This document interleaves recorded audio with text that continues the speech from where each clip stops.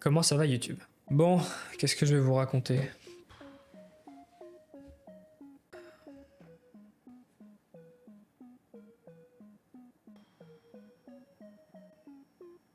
T'es en train de crever, toi? Ouais. J'ai peut-être une idée. Aujourd'hui, je vais vous parler d'une légende urbaine qui a fait trembler l'industrie du jeu vidéo. Des milliers de cartouches de jeux Atari enterrés dans le désert. Mythe ou réalité, reste bien jusqu'à la fin, tu risques d'être surpris. Excusez-moi. Juste un petit mot avant de commencer. Les plus observateurs d'entre vous remarqueront peut-être que l'intro et l'outro ont été tournés un autre jour que le reste de la vidéo. C'est normal, j'attendais de recevoir une surprise que je vous montrerai à la fin de la vidéo. Allez, bon visionnage.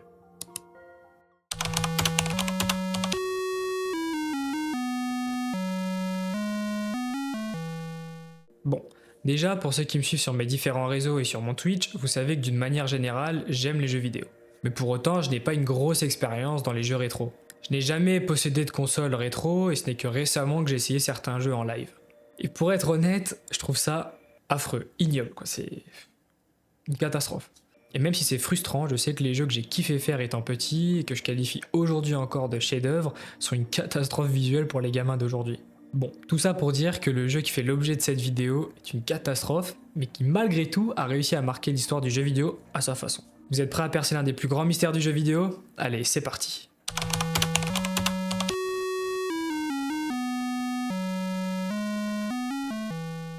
Aujourd'hui, le jeu vidéo domine l'industrie culturelle en France comme ailleurs. Pourtant, cette success story revient de loin. Très loin. Pour comprendre, faut revenir quelques années en arrière. Atari, c'était la star des années 70-80. Créée en 1972 par Nolan Bushnell et Ted Dabney, l'entreprise révolutionne le divertissement avec Pong, un succès commercial fulgurant qui propulse l'entreprise au sommet du secteur. Atari confirmera ensuite son statut de géant en 1979 avec Asteroid. Ensuite, hop, ça enchaîne, la console de jeux Atari 2600 et des jeux iconiques. Véritable phénomène, la console s'écoule à 25 millions d'exemplaires et en 1982, Atari contrôle à elle seule près de 80% du marché du jeu vidéo. Je sais pas si vous vous rendez compte, mais c'est juste fou. Pour la petite anecdote, c'est d'ailleurs des anciens d'Atari qui fonderont le studio Activision en 1979. Le tout premier studio tiers marquant l'histoire en développant des jeux pour plusieurs consoles. Et non plus pour leur propre matériel. Car oui, avant on achetait une console de jeu pour le jeu qu'il y avait dedans. Un jeu, une console, un jeu, c'est tout. Point barre. Bon, sinon pour Atari, tout semblait parfait. Mais l'industrie du jeu vidéo étant impitoyable, l'entreprise finira par s'écrouler au plus bas. Mais en vrai, on peut quand même se poser une question, comment Atari ont-ils fait pour chuter aussi bas après avoir dominé l'industrie ?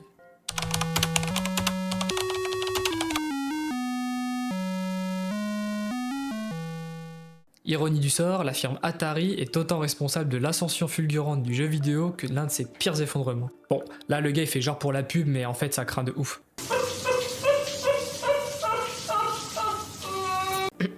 Bref, en 1982, l'entreprise commence à battre de l'aile, en gros ils galèrent quoi. Ils ont du mal à innover, le marché est saturé. Après il faut dire aussi que ces années-là, il y a beaucoup de jeux qui sortent et qui sont d'une qualité médiocre. Mais le 1er décembre de cette même année sort au cinéma le film E.T. l'extraterrestre, un succès planétaire.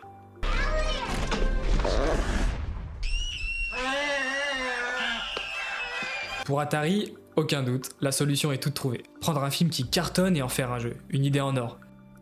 En théorie. Dans l'urgence, Atari obtient les droits de l'adaptation et confie le développement à Howard Scott Arshaw. Scott quoi. Le type c'est un programmeur vraiment talentueux, mais le problème c'est qu'il a une contrainte de fou, il a aucun délai. Enfin si, il a bien un peu de temps quoi. 5 semaines.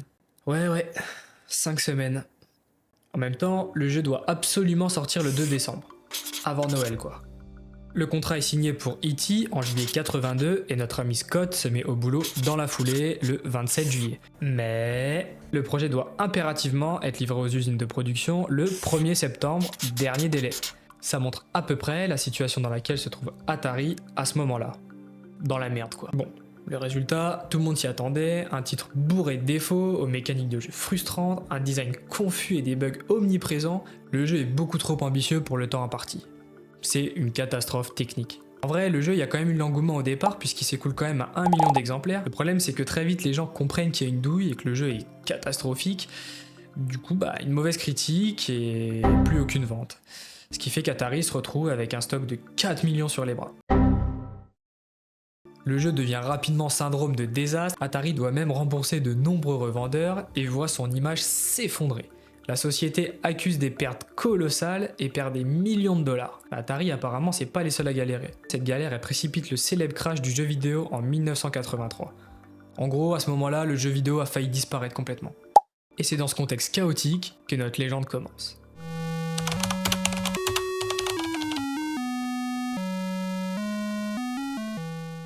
Une rumeur commence à se répandre. La crise est si profonde que certains la croient ensevelie sous des tonnes de terre dans une mystérieuse décharge.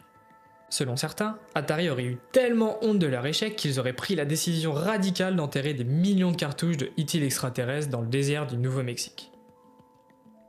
Dans la foulée, de nombreux témoignages anonymes apparaissent dans la presse, mais le problème c'est que ces différentes versions sont basées sur du vent quoi. Personne n'a de réels arguments. Quand même, la plus célèbre d'entre elles raconte qu'en septembre 1983, une quinzaine de smirmorques auraient quitté la Californie pour une petite ville de 25 000 habitants, en plein cœur du Nouveau-Mexique, Alamogordo. Mais pourquoi aller si loin de leur base californienne pour simplement jeter des jeux? Alamogordo, c'est une décharge qui est particulièrement intrigante. Déjà, tous les déchets doivent être enterrés systématiquement la nuit pour effacer toute trace. De plus, le site est protégé par une règle très stricte qui interdit toute fouille de déchets, ce qui alimente encore plus notre légende. Encore aujourd'hui, personne ne sait vraiment ce qui repose dans cette mystérieuse décharge. Le bouche à oreille amplifie le mystère, attirant de plus en plus d'aventuriers prêts à déterrer ce prétendu trésor. Mais à ce jour, personne n'a jamais mis la main sur quoi que ce soit. Est-ce vraiment arrivé? Ou bien cette histoire est une pure invention, une exagération faite pour entretenir ce mythe? Le mystère demeure entier.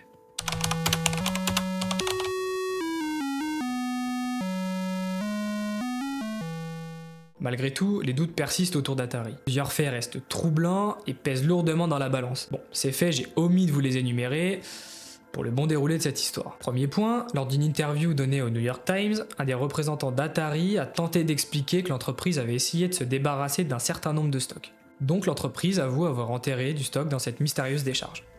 Adam, come on. Stupid. No, we're gonna get. We'll dry you off. Very dumb. Stupid. Pourtant, malgré ces justifications, l'identité des objets enterrés reste floue et personne ne sait ce qui a vraiment été enterré là-bas.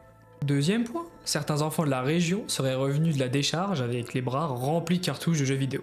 Voici les jeux qu'on pouvait trouver dans cette décharge au calme à l'époque. Face à ces fouilles improvisées et la crainte que d'autres objets soient trouvés, Atari aurait pris la décision radicale de couler une dalle de béton pour sceller définitivement l'accès à tout son stock. Bon, là, Atari, c'est pas le meilleur choix. Bon, là, j'avoue, on commence à avoir moins de doutes, mais aucune preuve formelle qui prouve que le jeu E.T. est bien dans cette décharge. Après, je vous avoue que bon, si le jeu est vraiment aussi éclaté que ça, je pense que le gamin qui se fait chier à creuser pendant 2 heures, il tombe sur le jeu E.T., il se dit, je le laisse là. Hein. Oh! Étrange! Et le troisième point, c'est qu'Atari a plusieurs fois procédé à des enterrements de stocks mystérieux, soulevant la colère des habitants d'Alamogordo. Les protestations se multipliant, l'entreprise a finalement cessé ses pratiques et la décharge est tombée dans l'oubli. Le temps a effacé les souvenirs et laissé place aux soupçons. Alors, ce que Atari a enterré là-bas restera-t-il toujours un mystère? Pendant des années, aucune preuve tangible n'a été mise en lumière. Des rumeurs, quelques interviews d'anciens employés, mais rien de concret. Jusqu'en 2014.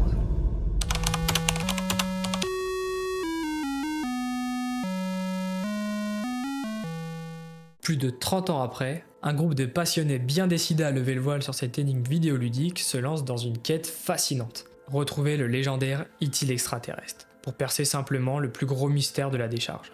Armés de pelles, d'équipements de fouilles et surtout d'une détermination sans faille, ils entament des recherches archéologiques des plus insolites. Leur principal atout? Une autorisation exceptionnelle pour explorer la décharge d'Alamogordo, un site longtemps resté hors de portée. Grâce à une ancienne photo du El Paso Times datée du 26 septembre 1983, ils parviennent à identifier de manière presque exacte l'emplacement présumé du fameux trésor d'Atari. Cependant, un voile de mystère et de controverse entoure toujours le site. Comme je vous ai dit, personne ne sait exactement ce qui se trouve dans cette décharge, on sait pas sur quoi on peut tomber. Certains écologistes s'opposent fermement aux fouilles, redoutant que la décharge puisse receler bien plus que de simples cartouches de jeu. was from environmentalists maybe within the community, and the concern is that Alamogordo also may have something else buried in the landfill that may be hazardous, and we may not know exactly where this location is. En même temps, il n'y a aucun registre fiable, à part leurs petits traits là, faits à base de photos d'époque, rien de clair.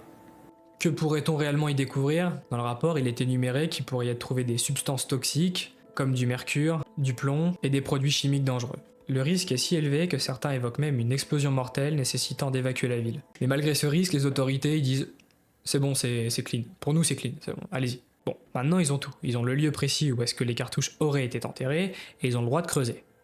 Maintenant, il n'y a plus qu'à trouver.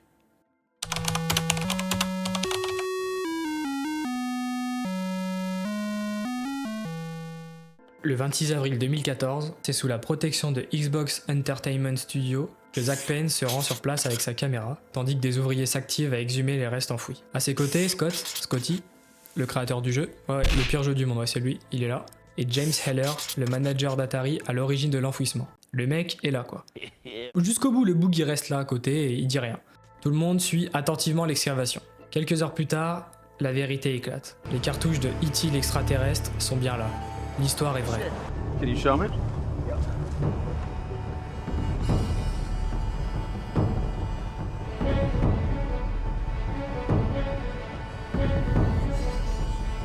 They're bringing some stuff over to the archaeologist table right now. Let's see what's going on. Can everybody hear me? We found something. The archaeologists have confirmed it's from 1983, 28 feet down.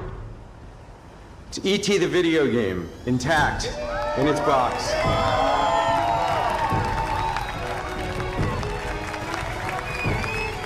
Wow, there it goes.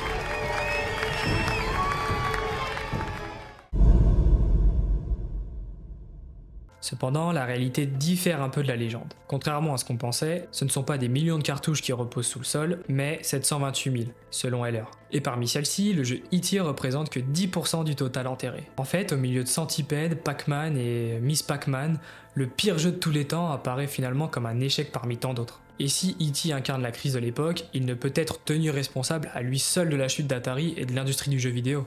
Ce fut juste le dernier clou dans un cercueil fragile, un produit mal pensé dans un marché saturé. Ce dénouement, qui met fin à des années de spéculation, a ensuite été révélé dans un documentaire, Atari Game Over. Ce documentaire porte tristement bien son nom puisque l'entreprise américaine ne renaîtra jamais vraiment de ses cendres.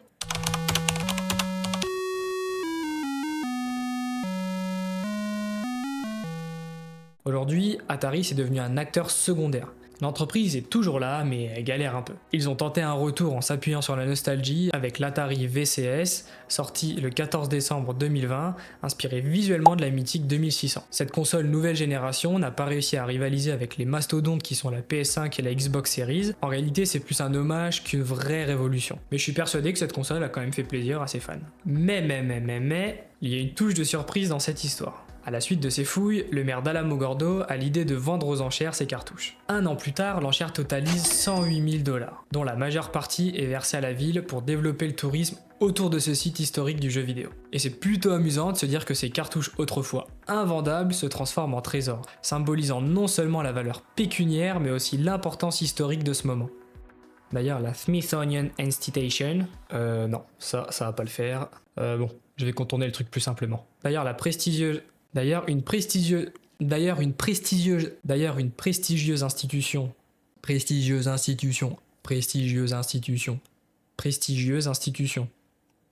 Ok. D'ailleurs, la prestigieuse institution de recherche a acquis l'une de ces cartouches de E.T. l'extraterrestre.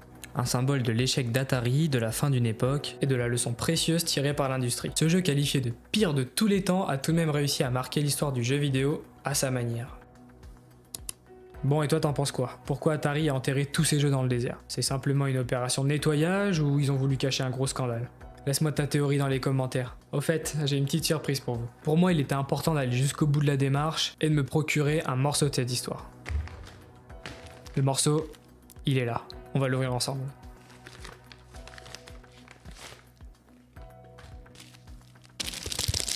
Moment SMR. Pour être totalement transparent avec vous, c'est pas une cartouche qui a été retrouvée dans la décharge. Mais pour moi, ça va être un clin d'œil pour cette vidéo qui est la première de ma chaîne YouTube et ça me fait ultra plaisir en tout cas d'avoir pu me procurer cette cartouche de jeu. Voilà à quoi elle ressemble. Elle est juste magnifique quand on connaît son histoire. Elle est là. Et j'en ai une. Merci à tous d'avoir regardé cette vidéo. J'espère que cette histoire vous aura plu et si c'est le cas, n'hésitez pas à la liker et à la partager. Personnellement, c'est juste un kiff de pouvoir vous proposer ce genre de contenu sur ma chaîne principale. Pour les plus curieux d'entre vous, je vous mets en description le lien du documentaire Atari Game Over sous-titré en français. Je vous avoue qu'il m'a pas mal aidé pour réaliser cette vidéo. Allez, on se dit à la prochaine. Bisous!